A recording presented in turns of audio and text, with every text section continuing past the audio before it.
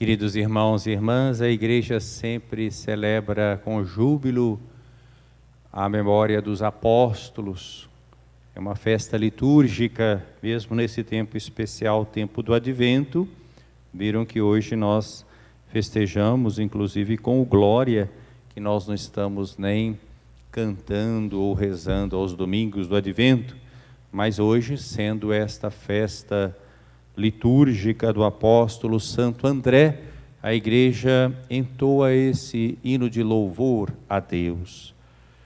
A Igreja, ela tem como fundamento Jesus Cristo, pedra angular, mas ela é edificada também através dos apóstolos. Por isso é que ela é apostólica. Ela é apostólica porque ela está justamente edificada nessa escolha de Jesus, dos apóstolos, dos 12, no seu envio missionário, que faz com que toda a igreja também seja missionária. Por isso que nós devemos sempre ter um grande respeito e um grande carinho pelo Papa, pelo Colégio dos Bispos, que são os sucessores dos apóstolos. Não é possível alguém realmente ser autêntico discípulo de Jesus Cristo fora da comunhão com os apóstolos e com seus sucessores, porque foi o Senhor que os escolheu e o Senhor que os enviou, e a palavra do Evangelho chega até nós através deles. Jesus disse claramente: quem vos ouve, a mim ouve, quem vos despreza, a mim despreza, e despreza aquele que me enviou. André é destes primeiros apóstolos, inclusive no Oriente, em Constantinopla, o chamam de primeiro, né? Dá um protocleto, né?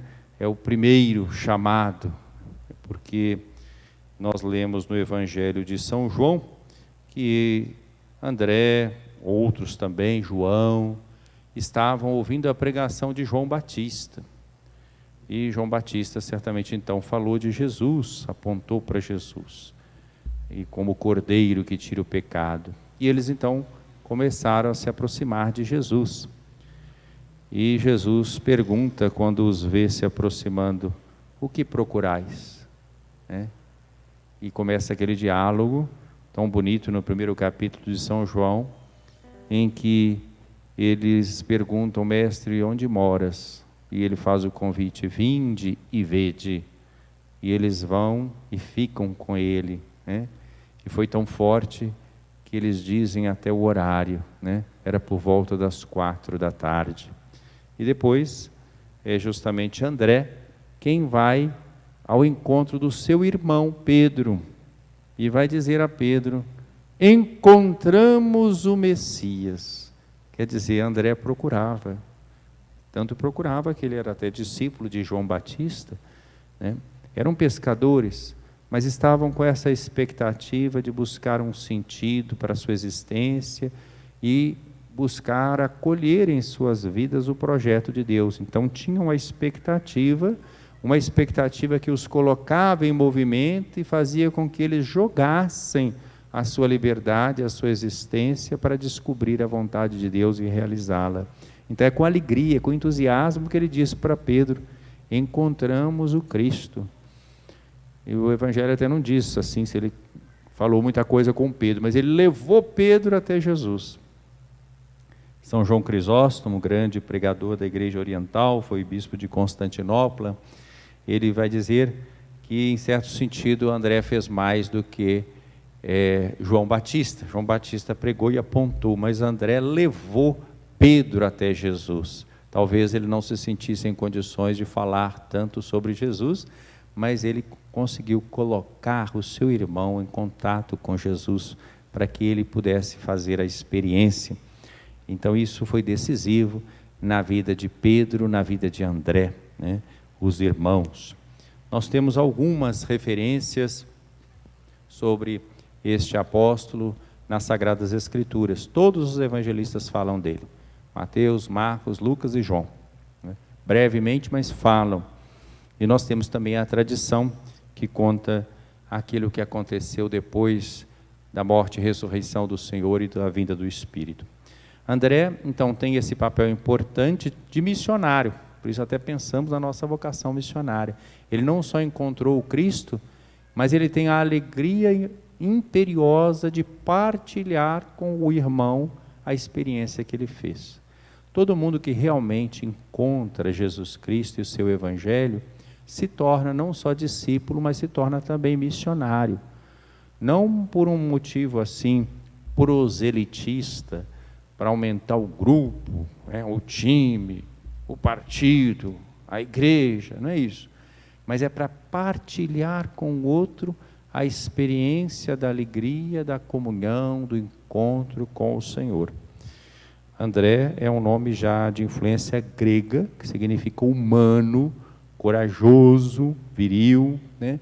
Então é alguém que realmente age com o coração, age de uma forma humana, partilhando a sua experiência com Pedro e com os outros. Também André, no Evangelho de João, lá na altura do capítulo 12, é a ele que recorre Filipe, quando tem aquele episódio, não sei se vocês se lembram, um pouco antes da paixão do Senhor, que aparecem uns gregos que queriam ver Jesus. Queremos ver Jesus, nós até usamos muito essa frase num certo tempo, aí perto do jubileu do ano 2000. Então tem uns gregos, quer dizer, ouviram a fama de Jesus e chegaram. E eles, então, Filipe vai dizer para André, e André vai dizer para Jesus, né, que tem uns gregos querendo vê-lo, né? Então, vejam, André tem essa sensibilidade de ajudar a colocar as pessoas em contato com Jesus, né? Deve ter feito uma boa apresentação, né, para Jesus daqueles gregos. É gente boa, né, que está querendo encontrar com o Senhor. É claro que Jesus tem o coração aberto, evidentemente, né? Mas é interessante, é simpático esse evangelista e esse apóstolo, esse um dos 12, o seu papel.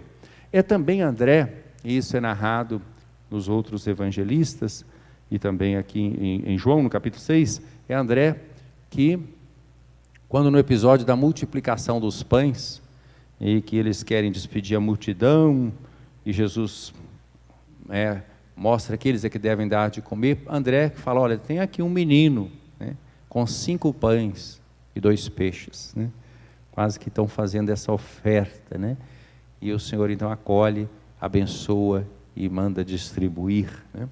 Então André, vocês podem até ficar atentos, eu chamei atenção nas missas dominicais que celebrei, preguei, para a gente ficar atento nas orações. A oração também no ofertório faz a oferta da vida, não é? Com o pão e o vinho nós ofertamos a vida.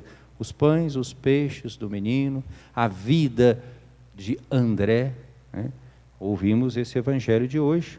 Jesus andava à beira do mar da Galileia e viu 2 irmãos, né, que estavam pescando. Pedro e seu irmão André estavam lançando as redes ao mar, eram pescadores. E Jesus faz esse chamado forte, né? Segui-me, e eu farei de vós pescadores de homens. E imediatamente eles deixaram as redes e os seguiram, né?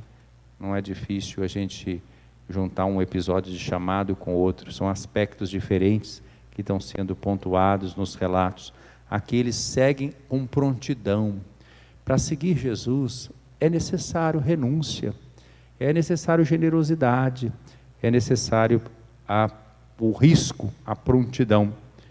Todo mundo que faz a experiência de Deus, que entra na própria vida, sabe quando Deus entra na vida de uma pessoa e a pessoa se abre realmente a Deus, Ele toma conta. E a pessoa então vai se desapegando de tantas outras coisas e de outros rumos que podia dar para a sua vida, para viver na companhia de Jesus, seguindo Jesus, né? Isso se tornou a alegria da vida de André. E Jesus continua o seu caminhar e vê mais 2 irmãos, Tiago, filho de Zebedeu, e seu irmão João, né, e consertando as redes, e os chamou, e eles também imediatamente deixaram as redes e o Pai, né? Vejam como para essas pessoas, e por isso eu gostaria de voltar ao que eu disse no início, como é bonito pensar na vida de um Papa Francisco, ou de qualquer bispo. São pessoas que sentiram esse chamado, que deixaram tudo, e se consagraram a Deus, estão a serviço da igreja, a serviço do Evangelho, por isso merecem todo o nosso respeito, toda a nossa consideração e a nossa acolhida à sua pregação, como nós ouvimos na primeira leitura de hoje, carta aos Romanos. Como é que alguém vai acreditar se não tem quem pregue? E como é que vai haver alguém que pregue se não for enviado, né? Então vejam bem, Paulo mostra claramente: se confessares Jesus como Senhor com a boca e no teu coração creres que Deus o ressuscitou dos mortos, serás salvo. Mas como é que as pessoas fazem isso? A partir da pregação.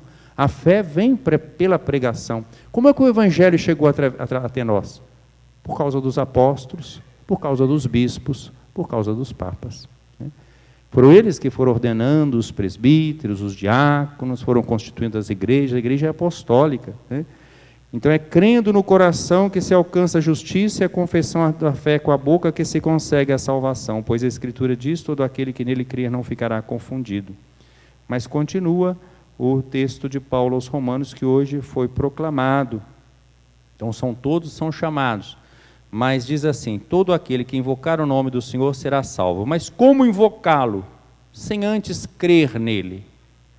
E como crer sem antes ouvir falar dele? E como ouvir sem alguém que pregue? E como pregar sem ser enviado para isso? Assim é que está escrito: quão belos são os pés dos que anunciam o bem, mas nem todos obedeceram à boa nova. Pois Isaías diz: Senhor, quem acreditou em nossa pregação? O Senhor sempre tem os seus pregadores, que Ele chama e que Ele envia. Logo, a fé vem pela pregação, e a pregação se faz pela palavra de Cristo. Então eu pergunto: será que eles não ouviram? Certamente que ouviram, pois a voz deles se espalhou por toda a terra e suas palavras chegaram aos confins do mundo.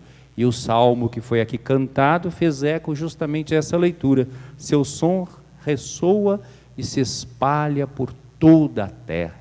Foi isso que os apóstolos fizeram. Homens simples, pescadores, podiam ter sua vida tranquila. Pedro não era um miserável, não. Ele tinha uma empresazinha de pesca. Podia ser modesta, mas ele tinha.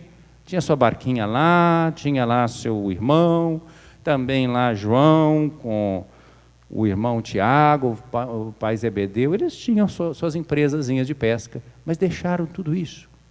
Foram seguir Jesus.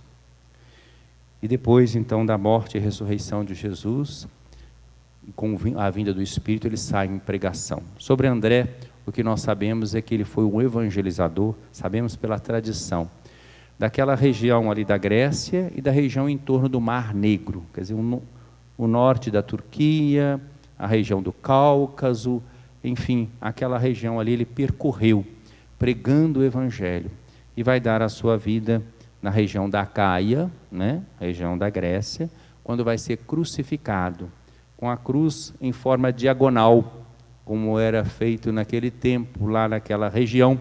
Por isso é a chamada cruz de Santo André, né? Então ele é crucificado. Então vejam como é a vida do apóstolo, assim como Pedro será seu irmão crucificado em Roma, só de cabeça para baixo. São homens que deram a vida para que o Evangelho chegasse a nós e nos deixaram os seus sucessores. A exemplo de tantos outros santos, tenhamos e doutores e doutoras da igreja. Uma Santa Catarina de Sena tinha uma verdadeira veneração pela figura do Papa, pela hierarquia, sabia transmitir a mensagem do Senhor, e até quando tinha que fazer alguma crítica ou alguma advertência fazia, mas chamava o Papa do doce Cristo na terra. São Francisco de Assis chegava a dizer que se encontrasse um sacerdote e um anjo, ele cumprimentava primeiro o sacerdote, porque era através das suas mãos que o Cristo vinha. Não falo isso porque sou padre, eu estou falando algo que é realmente dom de Deus. Ninguém é ordenado para si, mas para os outros. Então é algo imerecido que recebemos, nós que recebemos o sacramento da ordem, mas é sinal do amor e da bondade de Deus.